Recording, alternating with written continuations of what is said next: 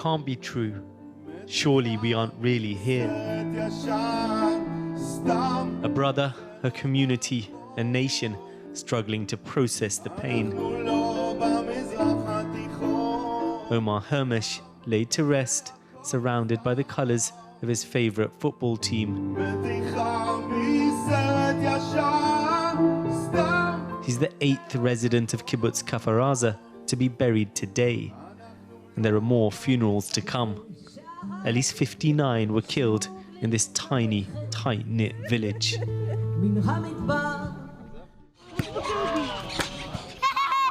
The community is now many miles from home, forced to flee. Smiles and laughter mask their trauma. This is where most of the people from Kfar Aza are now staying. It's a kind of strange mix between a holiday camp and somewhere where they can all grieve together. Over there, bouncy castles for kids. Over there, tents where you can pay your condolences to relatives of the dead. Amit is trying to create a semblance of normality for her son, Ori. But everyone here is trying to make sense of what they've been through.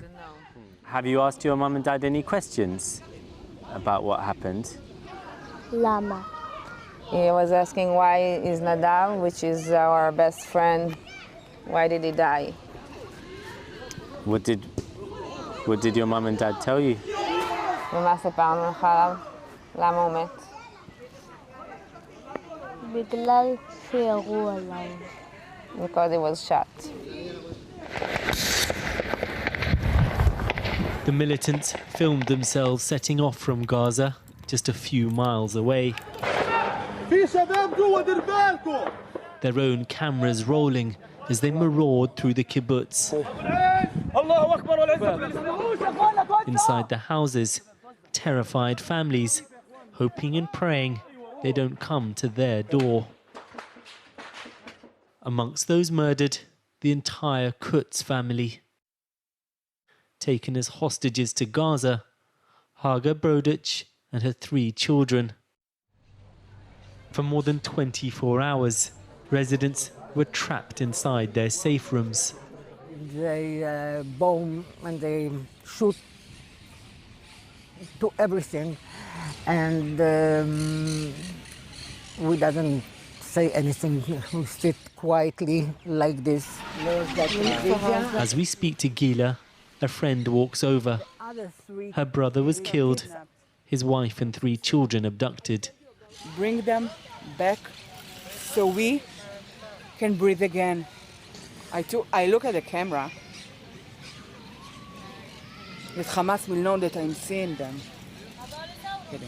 They are not animals for me. They are creatures from the devil create. They are not human, they are not animals. And each one of them needs to be killed. This is what Kfar Aza looks like now. Homes scarred by the brutal assault. When we visited, they were still retrieving bodies. So this was as soon as you came out of the safe room, this is what you saw? Yeah, yes. Amit and Shahar hid in their safe room during the attack, their parents holding the door shut as the militants tried to force their way inside. It must have been so scary and you didn't know what was happening. Has it had a big impact? As soon as I go to sleep, I see the faces of the terrorists. I hear the shooting again. During the day, when we're surrounded by people, it helps me forget it a bit. But at night, when it's all quiet and dark, it takes me back to what happened. I'm afraid to go anywhere by myself. I'm afraid the terrorists might come back. Would you ever want to go home, back to the kibbutz, do you think? No. I would like to go back if there is no longer Hamas in Gaza. It's either us or them. First established in the 1950s by Jews from North Africa, Kfar Aza, like other kibbutzim, was founded by socialist idealists, living and working communally. The grim reality of life across the fence in Gaza couldn't have been more different. But many in the kibbutzim did try and reach across the divide. So peaceful.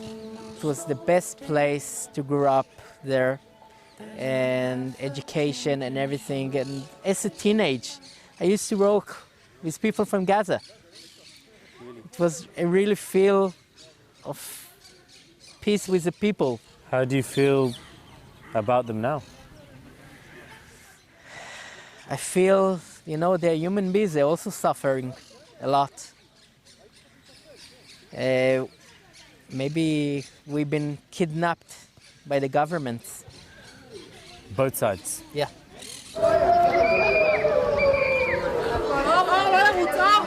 But this is a community that still feels under threat. Sirens blare, warning of rockets in the sky above, resurrecting memories of that awful day. The trauma here is so raw, it leaves little room to feel anything else.